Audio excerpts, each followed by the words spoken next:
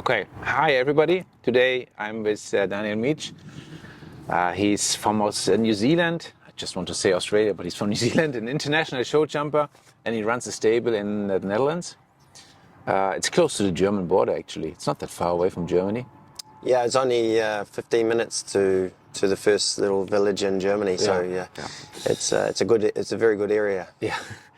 When I was preparing myself for this podcast today, I looked at your website and it says, at Daniel Meech Stable, it is a passion for horses that drives us to dedicating ourselves into leading each horse reach their full potential. So then I thought, okay, he's an international show jumper. You have been to the Olympics. I don't know how many times. I've actually been to 4. I competed at 3. I was one horse. I was at the Olympics and he got injured. But so I've been going there a few times. Yeah. And the World Championships one time. So yeah. It's been quite an experience over the last years. Yeah, so I was thinking, is he more a show jumper, or because you also say that you will develop finding talented young horses, develop them, and then also sell these horses. So you are more a show jumper or more horse dealer? More a show jumper, but it works together, right? So, you always, anyway, even if you're building, want a horse for the Grand Prix level, your goal is to build that horse up. Yeah. And then, of course, one day we have to sell the horses, different stages, depending on what we have and what we need. So, that's what motivates me to do that, because I think if I don't think I probably would be as motivated just to be a guy that brings on young horses and sells them. It's not really ever been my... So the goal is always to have a Grand Prix horse. Yeah. And that's why I came to Europe, basically, was to enhance my education in show jumping and riding and that. And I was telling you before, I started not far from where I live. I started my career overseas with Emil Hendricks, and then I went to Schockemollers, and then I managed to get a sponsor and stuff like that. So it's that's my goal, really, to have horses and to build them and try to go to the Olympic Games or World Championships. That's a great goal. So as always, I try that the people who listen to or see the video, the podcast, that they get a better impression as a person of Daniel Meech. So I have some either-or questions. So, they're very nice, I think. Barefoot or socks? Socks. Socks. Being invisible or reading minds? Being invisible. Breath underwater or be able to fly? Be able to fly. Yeah, I think this is a nice answer. I would love to fly too. Sweating or freezing? Sweating. Yeah. An Android or an iPhone? iPhone. City or village? Village. We're sitting here in the garden of your place, so it's McDonald's or Burger King? Most times McDonald's. Lift or stairs? Stairs. Stairs. Dogs or cats? Dogs. Dogs. Yeah. What a question for a guy who's coming from New Zealand. Summer or winter? Summer. Cinema or Netflix? Cinema. All Blacks or Springboks? Definitely All Blacks. I must have this question. A museum or a stadium? Museum, probably. Yeah. Football or Formula One? Not really into both, but depending on, probably Formula One. Yeah. Okay. Mercedes or BMW? I have a BMW. So it's a BMW. Mountains or sea? Sea. Okay. Yeah, and my last question was All Blacks or Springboks, but we answered this already. So, thank you for being here. It's a pleasure to work with you. I'm happy that you're using our products. We talk a bit about the products later maybe, but to begin with, I know from our people they are listening to the podcast, viewer and listener, they always are impressed and want to know how are these professional riders doing and working, and do they stable routine and these things. And but before this, I'm asking always the question, We are a very special supplement producer for horses with stomach problems. Do you have the feeling this is a upcoming problem? Are you talking more with your vets or with your chiropractor or osteopaths or your colleagues about this problem?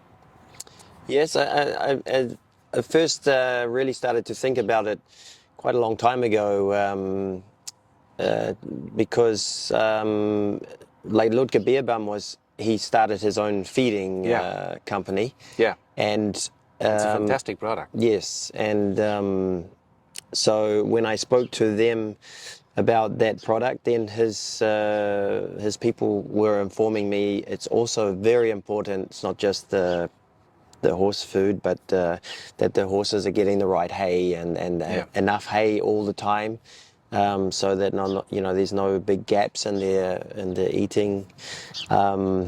So and to make sure the quality of the hay is good. That's the really more.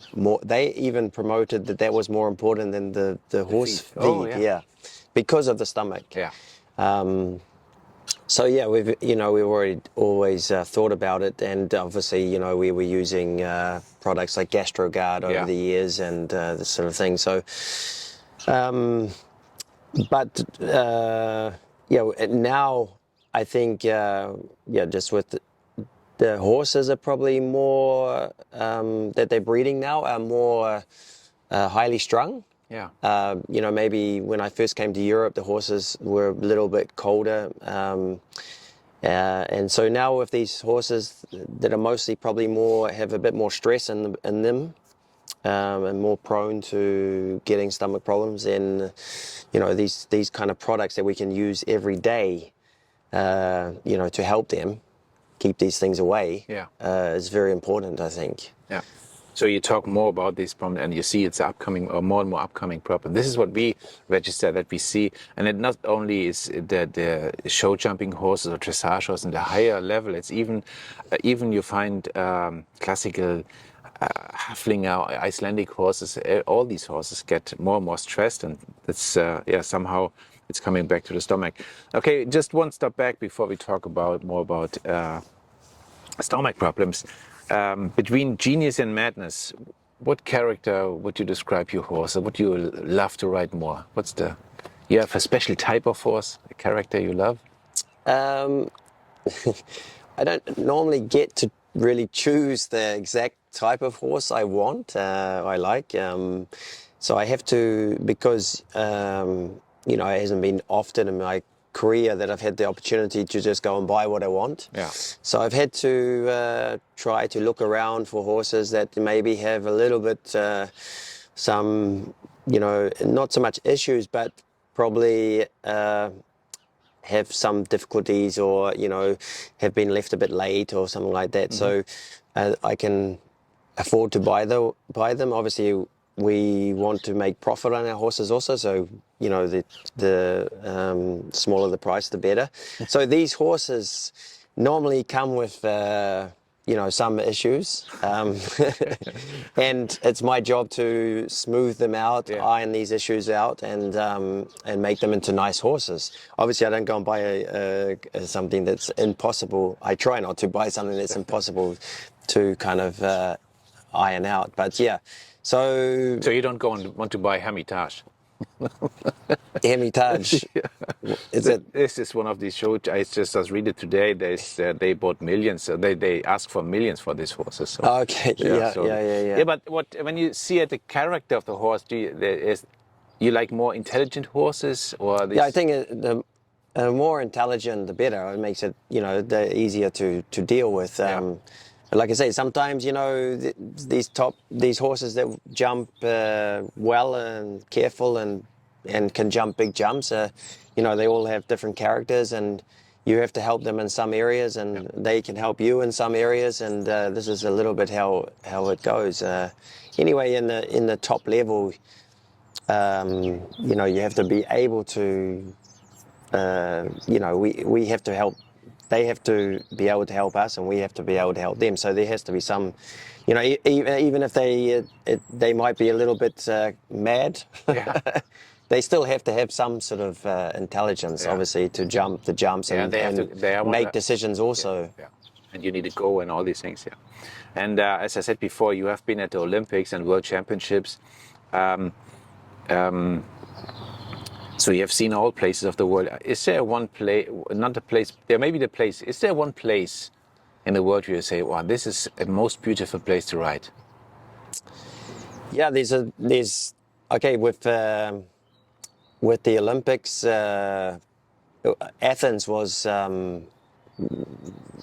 my best Olympics. Yeah. And it was probably the best, place that I've been to as far as beauty, and we were living on the beach. And we went. So every day we went to ride early. It was warm. We rode there in a big stadium on the grass. Yeah. And we could ride in the meadow and the grass, and they had a lot of it was very green there. That made it like that, obviously, because it's not so green down there. But there was just the weather, and And at least it was the Olympics.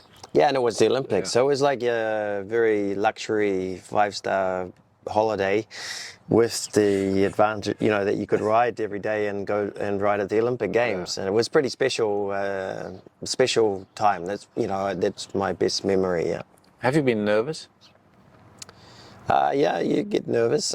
Yeah. Yeah. I remember I think the second day for the team competition, and that time they did both rounds in the same day, and I was drawn, or our country was drawn third to go, and my team put me first, and and it started at 9 o'clock in the morning, I think. And I remember thinking in the evening, the night before, like when I wake up in the morning, a few hours you're going to be out in the whole world, Yeah. Like it's kind of a crazy situation. When you go to a normal show, that it's on Clip My Horse or whatever. It might be on TV, but there's only probably horse people. Yeah. But this is, Olympics is very special for New Zealanders. The whole country was watching TV. Yeah. Yeah. They really follow the Olympic Games in New Zealand, and it's a special time. So everybody, the whole world is watching, and it's a bit daunting to think when you go to sleep, when you wake up. This is, because I'm not. In the morning sometimes you're not the best, but when you wake up to go to ride in a few hours for the Olympics, you are pretty awake. Funny. And when you think about, is there a moment where you have been very proud on your horse, or maybe it was your pony when you were a young guy in New Zealand, or was a situation where you say, I was my horse, perfect horse, whatever? Is there a moment you remember? Yeah, probably the Olympics. Jumping clear rounds at the Olympics is like that. For example, in Athens, I had a horse called Diagonal, and I was based in Westphalen. And that horse, I got him as a 7-year-old, and we brought him up to that level, and he'd won some Grand Prix and everything. But he jumped as well as he ever had. So a few of those rounds were like, you look back, they were the best rounds of my life. I had another horse that I also bought as a 7-year-old, and she was kind of one of those horses. She had a lot of character, she was quite stiff horse, and the mouth was a bit difficult. And she jumped a clear round in the Rome Nations Cup. Mm-hmm. And, Rome is a 5-star. And so that was also, a little, for me, it was a big highlight. New Zealand didn't do so well that day as a team. But, like I was telling you before, when you take a horse from a raw talent and then bring it to that level, and do a clear round in Nations Cup in Rome was pretty special. Fantastic. And a lot of your colleagues telling me that they have Mondays, or not a lot, but a few say Mondays, they have a day off and they show horses. Is it the same at your place, so that the horse get relaxed on the Monday? So they go out in the field or in the paddock, or are you more saying, no, this is a sport horse and they need education every day, or the sport every day? They'll get a day off during the week. It depends on what their program is, and if we've showed, and we've finished on Saturday a show 3 days or something, then maybe Sunday they have a day off and go in. I mean, our horses are generally every day in the field.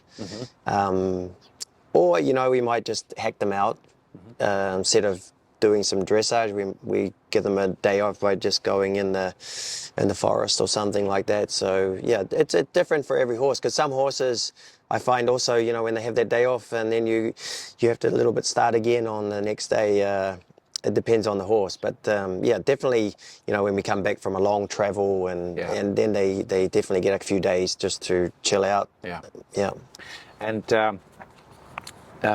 when do you start in the morning with feeding the horses? How is the stable routine? When do you start riding? When do you start feeding? What are you doing? Yeah, normally they get fed like about 7, and then you know, between 7 and 9 we're doing the stable cleaning and all that. And then try to start riding by 9. And you're riding 6 horses a day? Normally, yes. Yeah. And you started, coming back to the feed, you start with hay in the morning, and then they give your hard feed or your we always give hay first, and then probably wait at least half an hour before we feed the hard feed. Just obviously helps the stomach, you know, the horses chewing and creating. It's very important that the horse chew a lot of times, because then they got bicarbonate, which is a natural acid buffer in the stomach, so that the pH level of the pre-digested feed when it's going to the gut is in the right condition. This balance is to be honest, one of the big points our product, the Equine 74 gastric, the pellets have, is to at least get better balanced pre-digested feed from the stomach into the gut system, so the bacteria really can work, because it's only pre-digesting. You start, the acid is important in the horse. That's why some of the vets sometimes say, okay, don't feed too much GastroGuard. You need it to as in healing and a medication, but if you put it on a long way, the horses need the acid, because the protein digestion is only starting if you have enough acid. So this is also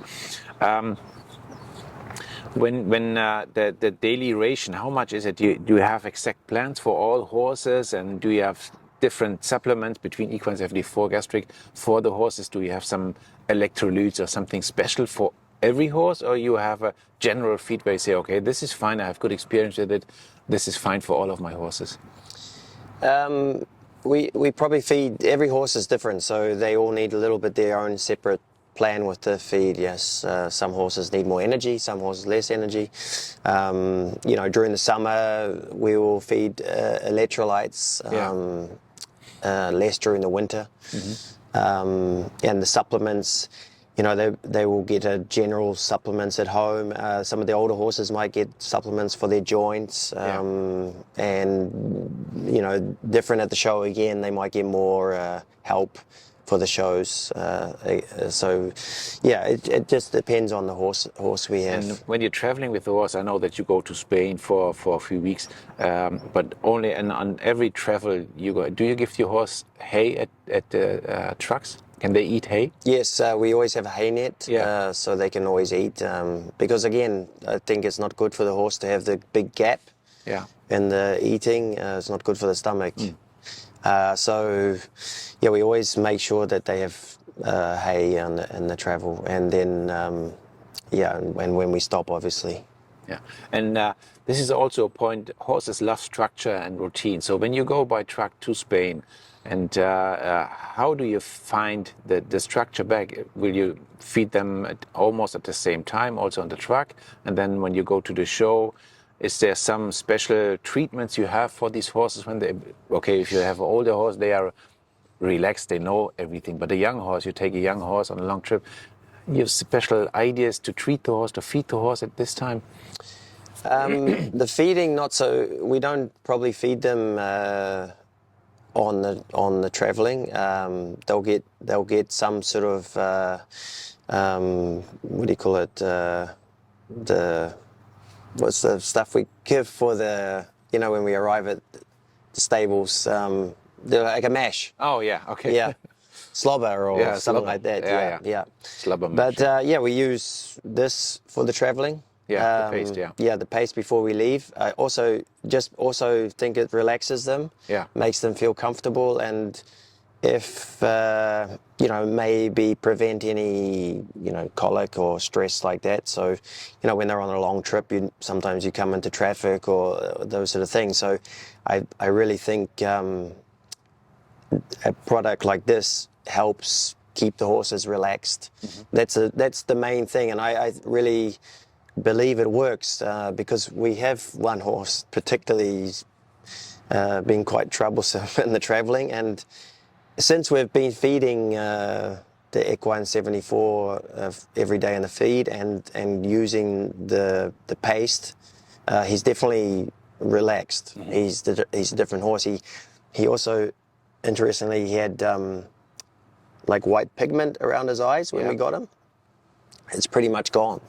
Oh yeah. Yeah, and I've definitely noticed since we started using the Equine 74 every day in the feed, and when he travels, obviously the paste, he's got better and better, and almost now we don't have to really worry about him on the traveling.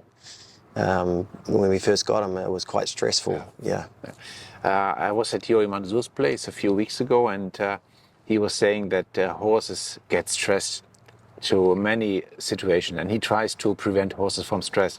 And I said, okay, Yuri, but what is a main stress point? And he said, he was thinking, I said, noise. Noise, yes. Noises. Yeah, and that was funny with that horse, because sometimes I even had to travel with him. Like on his own. We try not to travel him on his own, but if he's on his own, we have to kind of be with him, because he's very, very stressed. But the noise was the biggest point, like motorbikes and this when they. But definitely all the horses. We have one big horse, so it's probably not as comfortable for him to travel as the other horses. But I definitely notice when he's got the pace that he's more easygoing in the truck. There we have magnesium, as all our products is sea, or we harvest the raw material in Iceland, and this is also the magnesium oxide. It's also we harvest this out of the sea, so it's very the bioavailability is quite high, so it's easy for the magnesium to go into the blood and then go into things. Talking about these supplements and feeding strategy, what else are you doing to you have special treatments like these blankets, these magnetic blankets, or an osteopath or acupuncture? Is something like this you're using too? We're not so much with the blankets, but a lot chiropractor, osteopath. We have a very good lady from Italy. She's actually the physio for the Swedish team. So we're quite lucky because Henrik von Ackermann lives quite close, so she comes to this area not as often as I'd like, but once a month or once every 6 weeks, and then she comes to us and treats the horses, and she gives us stretching, things to do with the horses, and other things with the lunging and pole work and stuff to help maintain them in a good shape. Yeah, so I think that's very important. Together with your vet and the physio, it's really important. The physio's no good if the vet is no good, and it all goes together. It's a team structure you have. And the feeding and all these things. It's it all. If you're not doing one, it doesn't help. Then the whole the steps break down. So the shoeing, the teeth, doing the teeth regularly, checking the teeth every 6 months or so. Just basically looking after the horses, just good horsemanship, and maybe I think some blankets can help the horses. For sure, at the big shows, we would like to use. We have used a Beamer before, and some massage blankets and stuff like that. But I think if maybe I'm a little bit old school, but good riding and, like I said, the physio and looking after the horses, shoeing, the main points. If you keep them feeling good, as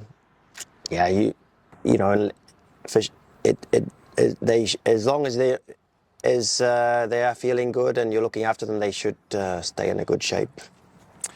Okay, my last question would be, when we talk about Equine 74, you talk a lot about the pace already, that you like it, and the gastric on a daily routine. Janne Meyer, she's a good friend of us, she said, this is, on a Sunday in a Grand Prix, these 50 riders, we have all the same level. The horses have almost the same level. There's a little gap. It's a few percent. Yeah, And same Jos Lansing said to me, you always have to find these 1 or 2 or 3%. So this is a nice, I think, way to describe the product, because Janne says it could be a percent you give your product. So if you would describe somebody else, our product, what do you say? What does it do for you, for your horses? with the products from Equine 74. Yeah. What is it? Yeah, I think it's very important, because like I said before, you have so many points or steps that you have to get right to get to that point where you're in that 50 or so in the Grand Prix, and to have a chance. Yeah.